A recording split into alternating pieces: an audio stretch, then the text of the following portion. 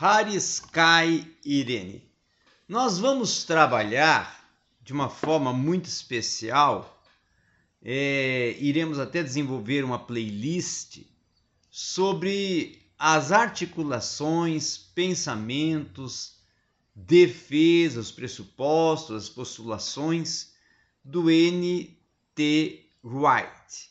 N.T. Wright, que é considerado um dos teólogos contemporâneos atuais, não é? Nem colocaria contemporâneo, colocaria ele atuais, na atualidade, em vida, que são, quem sabe, os mais prolíficos na abordagem não só neotestamentária, como até do todo o contexto do cânon sagrado, tá? Um dos grandes expoentes e exegetas da atualidade seria e é o N.T. Wright.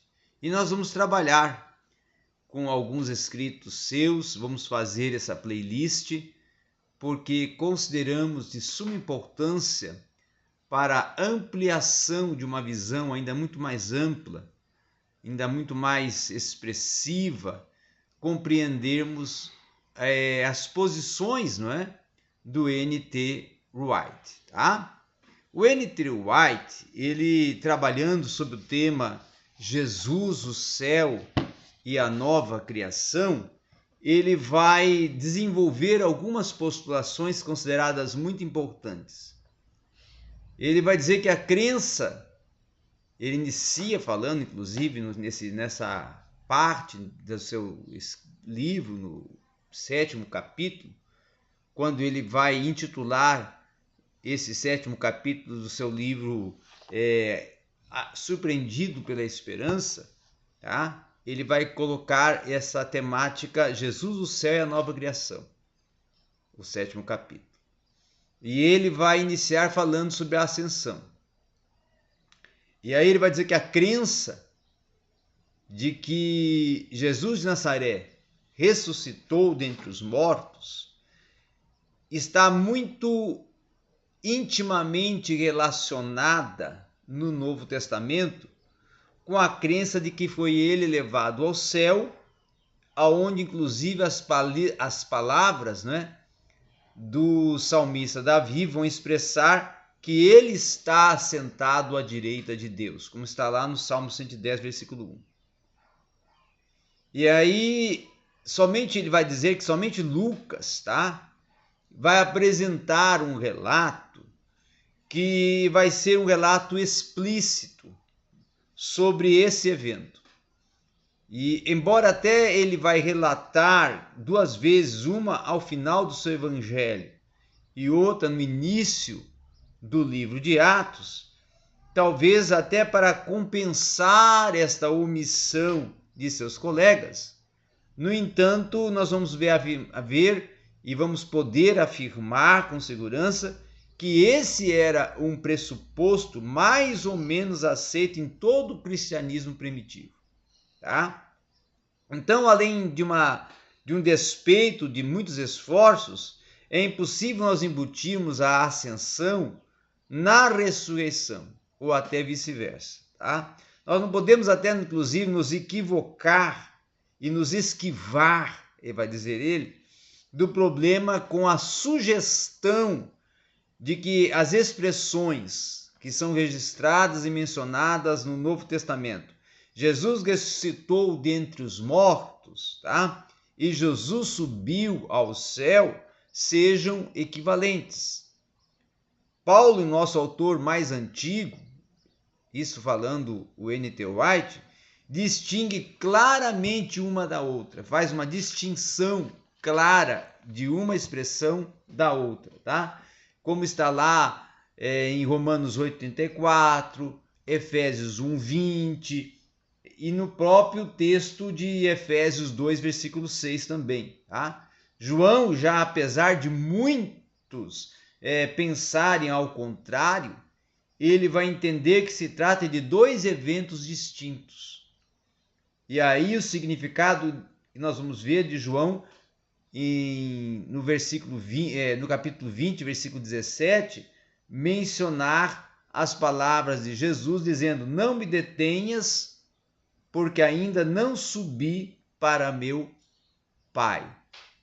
E é confuso em outros aspectos, mas não nesse, que João deixa muito claro, muito explícito, tá? A ressurreição e a ascensão, assim, elas vão desempenhar papéis definidos, porém bem diferentes, que embora até eles estejam relacionados, vão ser distintos e vão desempenhar papéis diferentes dentro do pensamento da igreja primitiva, conforme postula o N.T. Wright, tá?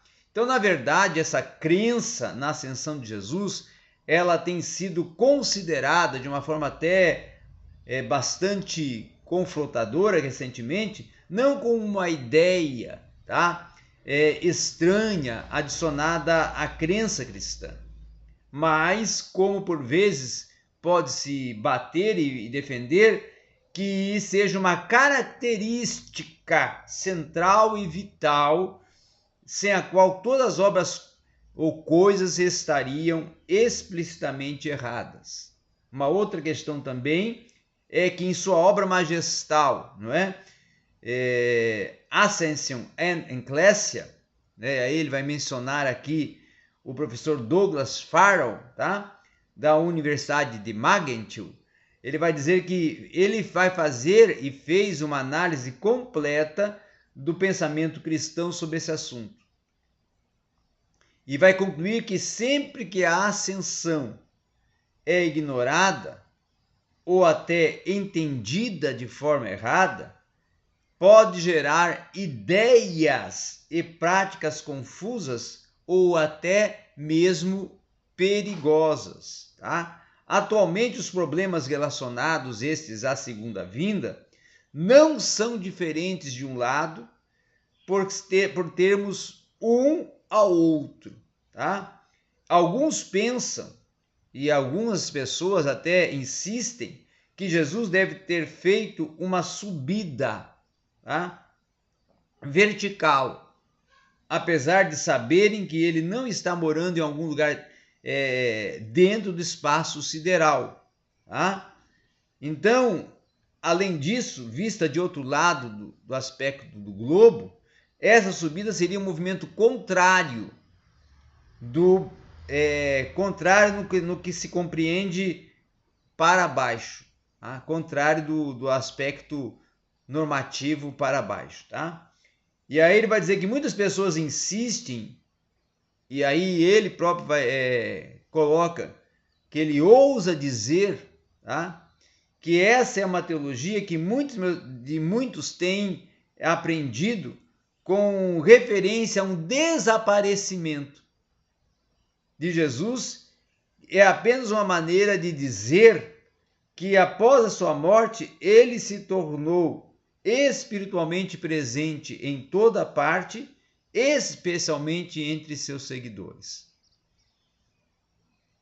E aí o N.T. Wright ele vai concluir dizendo que essa posição em geral ela está relacionada a uma interpretação literal da ressurreição. Tá? E isto é a negação de sua natureza corpórea.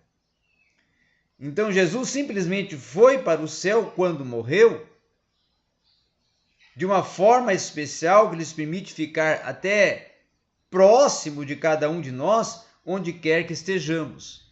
Tá?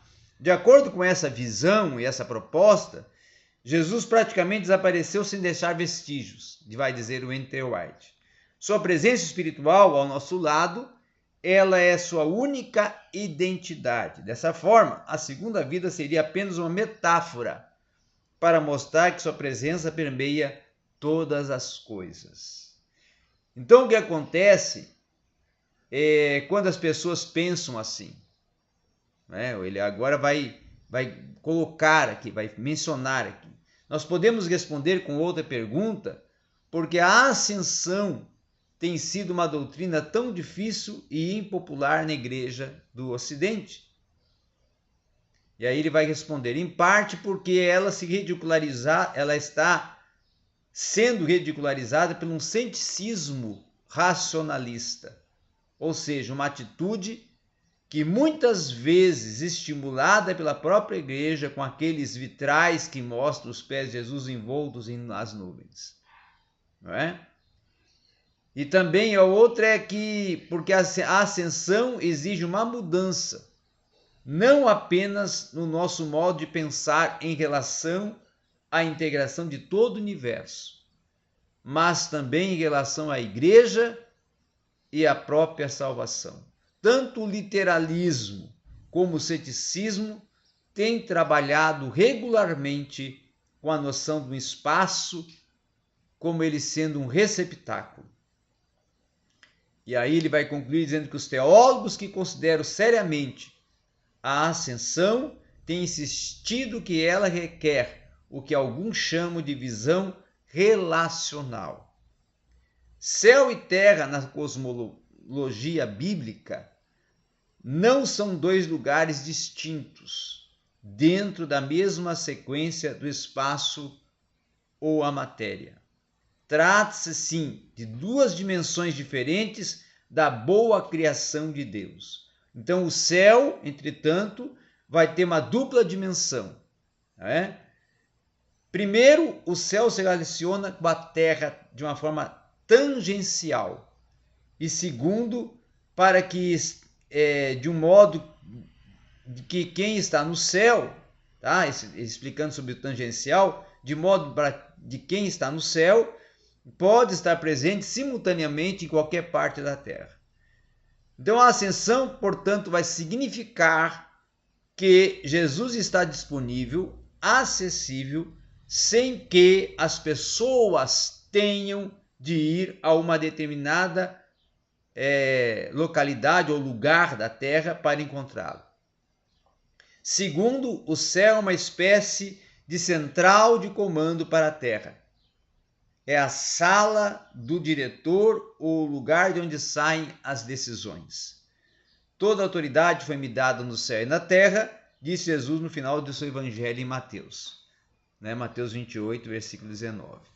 Então essas são abordagens que o N.T. Wright vai articulando, postulando, e ele é um pouco contraditório e controverso, e eu vou fazer um vídeo aqui só explicando como podemos compreender e inserir os pensamentos do N.T. Wright no contexto exegético da atualidade.